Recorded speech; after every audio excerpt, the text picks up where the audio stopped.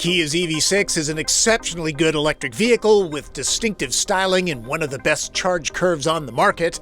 The GT model gets all that, then adds blistering performance.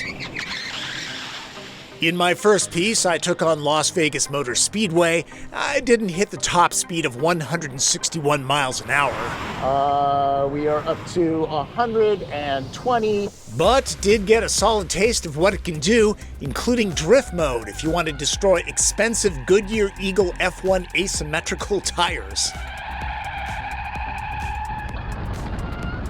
I'll just let this shot play out.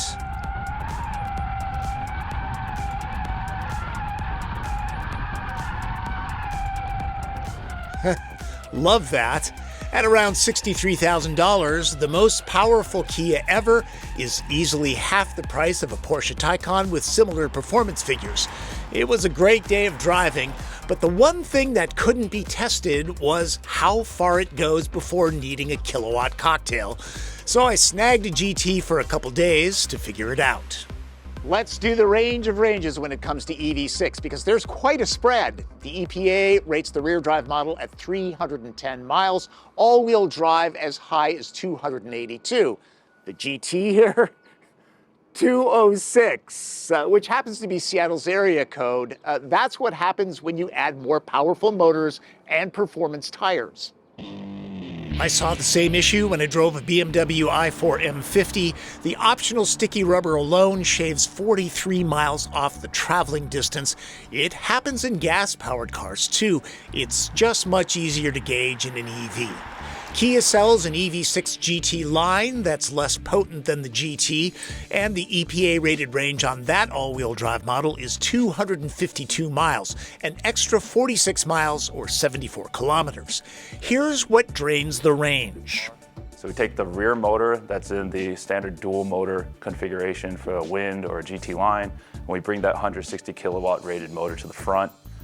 And then we add an even more powerful motor to the back. So that's 270 kilowatts. That's how you get your 430 kilowatts. It's about 576 horsepower and change. And then also from a torque standpoint, it's pretty off the charts. 545 pound-feet. It's actually a smidge higher than that. The GT adds a new mode to wring the most out of the updated equipment. Modes are a little fussy to get into, especially drift, unique to this model. The dedicated suspension gets electronically controlled dampers. Firmness depends on the drive mode. Front suspension components are unique, and there's an electronic limited slip differential, larger brakes too. The front rotors are 15 inches, the rears are 14.2. The stronger calipers are the surest sign of buying the fast EV6 because the bodywork tweaks front and rear are subtle. But this video is about efficiency, not performance. The GT is extremely quick. 0 to 60 happens in just over 3 seconds, but accelerating like that destroys range. I'm going to be kind of conservative on the throttle for this range test. I showed a couple folks the near violent acceleration. Factor that into the results. I'm in eco mode and yeah, probably adds some range, but the real advantage, it makes this high-performance machine a daily driver. It's very docile, not high-strung at all. The firmer suspension and low-profile tires changes the ride quality, though. The difference between the GT and less potent EV6s is noticeable.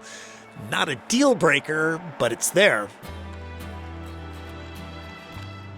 If you understand electric vehicles at all, you know what lowers the range: cold temperatures, rain or snow on the road, and using the HVAC system, though all-wheel drive EV6s come with a more efficient heat pump.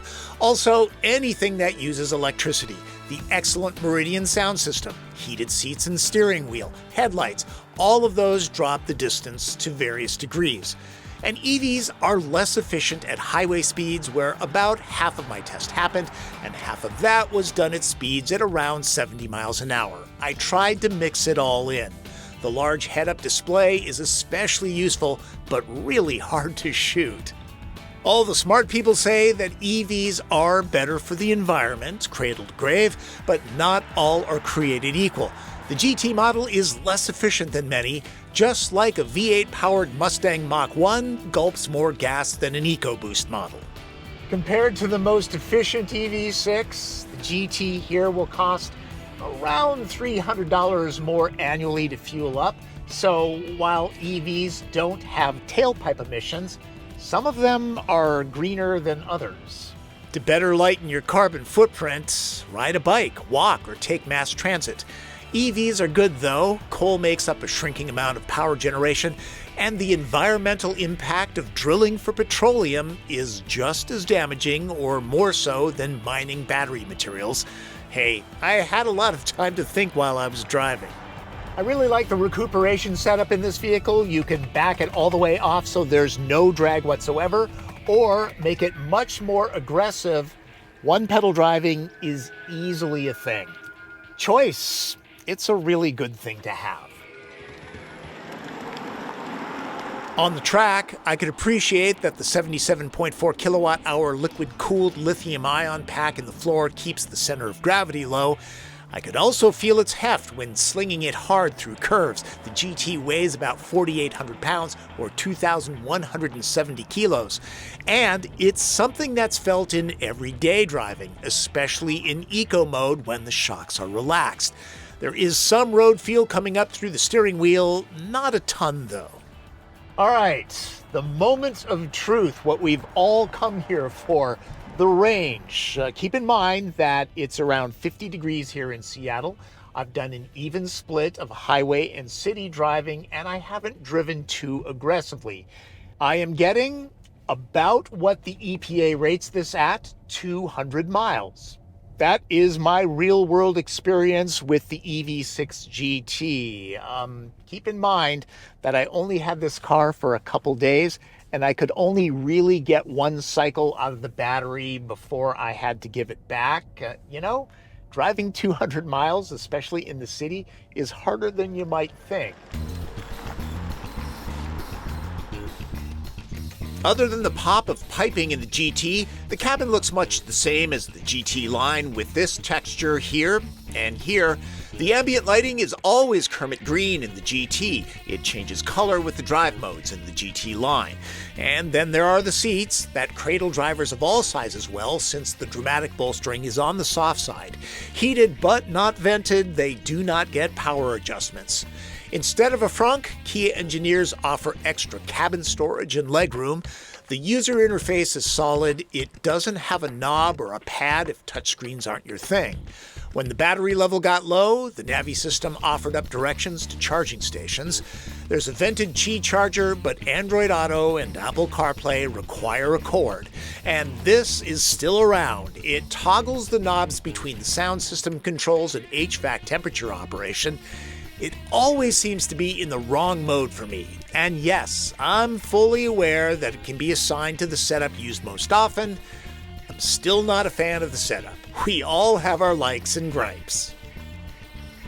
When the EV6 needs to be juiced up, it can do it rapidly. There are many variables when it comes to charging speed, but EV6 has advantages. In ideal conditions and situations, the 800-volt eGMP platform that it shares with Ioniq 5 can charge from 10 to 80% in 18 minutes. Charging started. Getting that lofty ability means using a 350 kilowatt station, which is not nearly as popular as these 150 units. And if you don't travel a lot and you charge at home, charge speed doesn't really matter as much, because if you're using level 2, you plug in at night and wake up to a full battery. At this 150 kilowatt terminal, it took 27 minutes to go from 3 to 80%, since this was the highest power delivery offered up. Like all EVs, once 80% happens, the charge curve slows dramatically to protect the pack. Now, in the time it took to shoot this sequence and grab some supermarket sushi, I was nearly fully charged. A reminder that home charging is often a quarter of the price of DC fast charging. It depends on where you live, but it's much cheaper and convenient to take on electrons where you sleep. Yes, the GT hauls butt, and people too. Here, head, knee, and legroom are generous, and that's a good thing because footroom is not. Storage is scarce, these are small, and there are no pockets here. Boo hiss. The seat backs recline and can be dropped from here. A real-world cargo test. I came back from a trip with some friends, and all of our luggage fit. And the other couple both brought golf clubs. I don't golf. It was a little tight, but clubs, 4 carry-on bags, and a bunch of backpacks and purses all fit. You guys okay back there? It's great. All right. Okay, it was a little tight, but there was loads of stuff. Wondering about headroom? And even you're okay. Yeah, all 6'8" of me. Not bad. Here's a more conventional look at the trunk. The floor is at its higher level to stow the vehicle to load adapter that plugs into the charge port. There's a 120 volt outlet in the back seat too. The trunk is deep, so these help. Seats up, there's 24 cubic feet of storage. Wish there was a pass-through or 40-20-40 split seats. All of them down, there's 50 cubes. Remember, no frunk. Time for red light, green light. Green light. If you can find it at retail, the GT brings supercar performance home for 63 grand. It's a potent machine that offers a reasonable amount of comfort. It can be an everyday driver. The 800-volt architecture and charge speed is tough to beat unless Taycan and Lucid are on your shopping list. Like all EV6s, it's a practical vehicle. That never hurts. Yellow lights? At MSRP, GT is a deal. Good luck finding one without additional dealer markup. Love the sport of the seats. Wish they had more adjustments, ventilation, and power. Yes, it can recharge lickety-split, but 350 kilowatt stations are needed for that. Red light. The GT's high performance is big fun, but the shorter range can make long road trips tedious. Even in the supplest mode, there's a good amount of starch in the suspension. I find the switchable dash panel and getting into some of the performance modes a bit convoluted, but that could be a good thing if handing this over to a teenager. That's not a wise idea. Only a decade ago, this kind of go fast meant a horse or bull logo on the hood. Kia, with its squiggly new signage, has pulled itself up by its bootstraps in dramatic fashion. To be pragmatic, it would be difficult to use the superhero performance of the GT on a regular basis on public roads. It's extremely powerful and capable. You might be better off going with the GT line. It's cheaper, it has better range, and it's still fun to drive, but still, the bragging rights of this, mighty appealing. For track days, this would be a hoot. And if nothing else, it sends the message that Kia is no longer the cheap and cheerful automaker. The GT is serious about performance, if not road tripping. Thanks to Glenn Iwasaki for driving duties this week. For the full performance look at the EV6 GT, check out my first video. I enjoyed my time burning off range in this one. On I-5, I played with Highway Driving Assist too. It's really quite good, staying confidently centered in the lane even through moderate curves. In lighter traffic, it would go a good 90 seconds before checking in to demand hands on the wheel. And a reminder that gas stations are still good to have, even if you're driving an EV. They're a great place to get snacks and drinks.